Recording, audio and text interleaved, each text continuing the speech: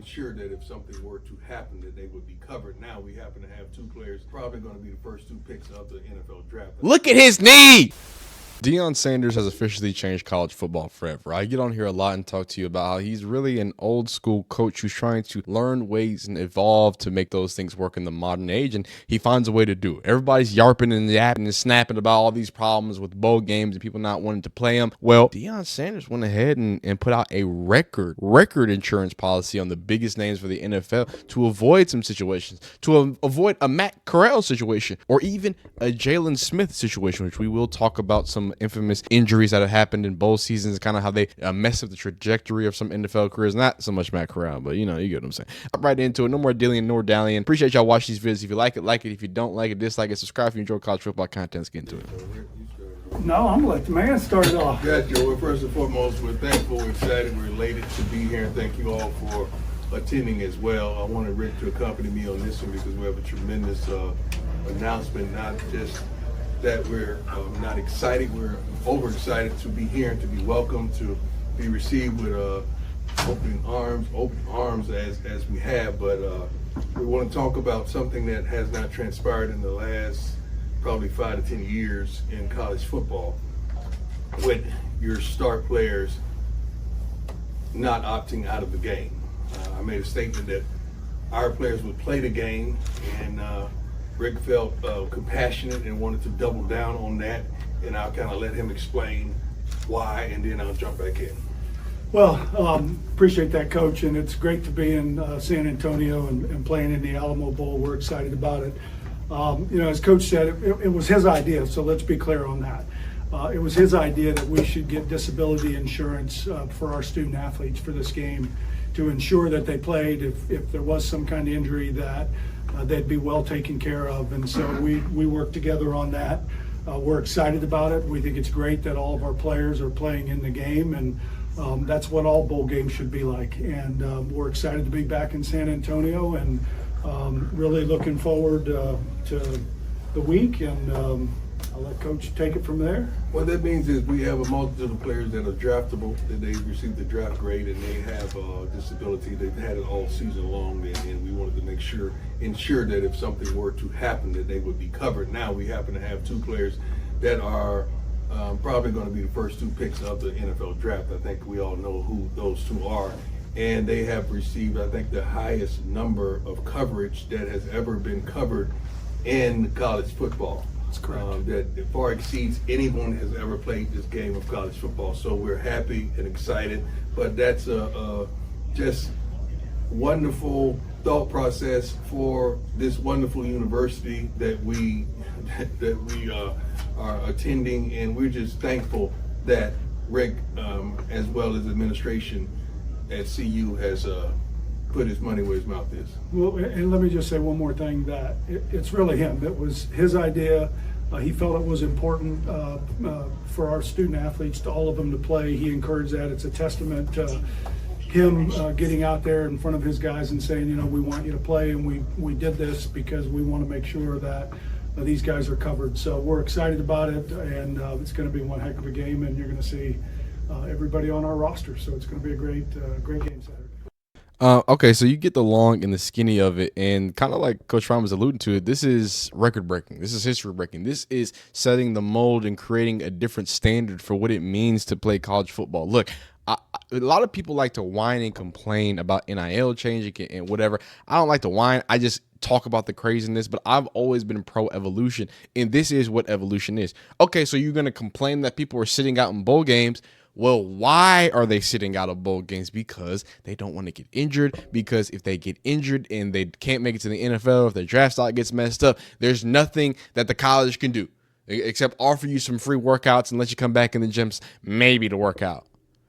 Or maybe you can come back and play another year for us and hopefully get your draft stock up, right? So the fact that it's like, no, we're going to take liability, and again, that's a very common thing in sports. Taking what's it called, insurance plans on the southern body parts. Like if you're a kicker, Pat McAfee talks about it a lot. Or even if NFL player, your full body, certain coverages, XYZ. So that is not record breaking. I'm not here trying to say, Deion Sanders has made this. But I think what's record breaking, what's changing, what's at the evolution of it is implementing it in a bowl game and implementing it to the players of that stature, right? And having them basically be excited about it. We have some more interviews we're gonna take a peek at, and I've seen more parts of this interview. I just wanted to take a peek here because this was the meat and also the potatoes of the situation here. That this is such a sign to recruits, to developing players, to everything else. That we're gonna go out on a limb and do things that not all schools are gonna do.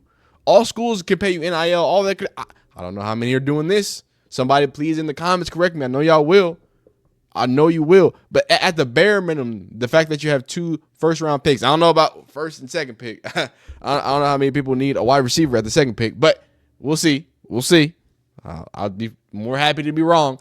But to see this amazing, large commitment in that, and those numbers be as large as they are, I think it's a testament to not only what Shedeur and Travis have done, but a testament to what Deion Sanders done in college football, right? A lot of naysayers have naysayed a lot about Deion Sanders, calling him a salesman, a merchant, or whatever, a glorified, what you call motivational speaker.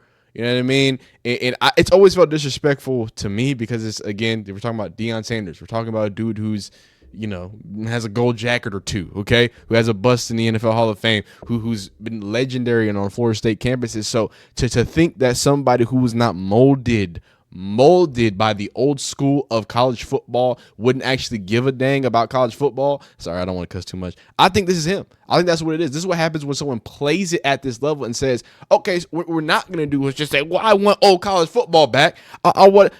Get your money. We're going to get your money in the right way. And we're also going to protect you. And we're also going to educate you. And when you leave from here, we're also going to make sure that you're set up for success.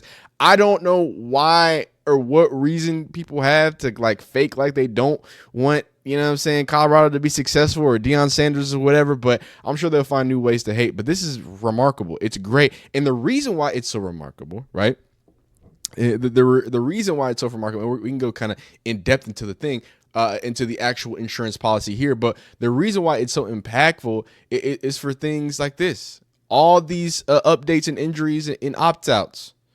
All these opt-outs. Caden Salter, obviously, because he transferred. Malik Murphy, obviously, because he transferred. Opt-out NFL draft. Caleb Johnson. Caleb Johnson was on a tear. Sits out for the Missouri City Bowl against, Missouri. Amarian Hampton, the breakout running back from North Carolina, sitting out. Why? Because of the NFL draft.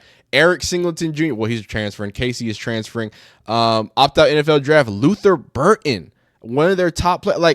Missouri can't have one of their top players in their what's supposed to be the crowning jewel of a college football season. Bowl season, what it used to be. It is no longer that, clearly, right? And this is the problem. Will Johnson opting out. Now, to be honest, Will Johnson was hurt coming into the end of the season, so I'm not too mad at him. To be honest with you, I'm not mad at any of these guys because that's the game. And it would help and add to the fun of bowl season, which we're going to do a bowl season video because these bowl games, I try to tell y'all, man, it don't matter. Even with opt-outs, bowl season, man, it's been absolutely electric. It's been on fire. So, my hat is going crazy. If my cranium wasn't so large, sorry about it. But yeah, so we would miss out on that. But more importantly, we miss out on things like this awful Jalen Smith injury. And obviously, we got to watch it slow. Actually, let's switch it up and go over yonder. Whoa. I'm all up in the, hey, there we go. I'll sit over yonder. Like this. Take me, squish me over. Okay, and then awful things like this. Jalen Smith, remember, this is the Fiesta Bowl. I did some research. I had to make sure because I was like, Fiesta Bowl, because it's different for me if you get hurt in the playoffs, like you're trying to win a playoff game. This was one of the years that it was not a playoff game, 2016, right? So the Fiesta Bowl was one of the semifinals sometimes. So this was a non-playoff game, Ohio State, Notre Dame, right? I went back and looked at it, and Jalen Smith, you have to understand, coming into this season, Jalen Smith was touted as one of the greatest linebacker prospects we've ever seen. He was insane, sideline to sideline guy, can destroy anyone in between them tackles, and it was great in pass coverage because he had elite speed, great range, great size, great length. He was the prototypical NFL linebacker, Mike more importantly at the time. And to see what happened. We're gonna hope it's nothing. We're going. Oh, you said you hope it's nothing serious. You said. Well, I'm sorry about it, and we're gonna have to meet this because it was quite serious, son. Show me the speed. All right, let's look down. Okay, If you're squeamish, please look away. And if you're trying to copyright claim my video, also please look away. So here is Jaylon at number 9. Fresh number for a linebacker. I think that single digits for a linebacker, too smooth. All right, he gets a little punch from a big bad boy Panda here. Got to pause just in case. And he goes launching, right? No big deal. Little bit of extracurriculars after the play. But this is where it all goes down. And now, as someone who has torn my ACL in the same exact way, I know how annoying this is, and this is technically a contact injury. It's a non-contact injury, right? He got hurt by planting his foot too quick, and wow, overextends the knee, and look at that. That'll give you nightmares, especially if you've got rods in your knees. Trust me, that just. Oh! Yeah, he's a little hurt after that. So let's just take it down here.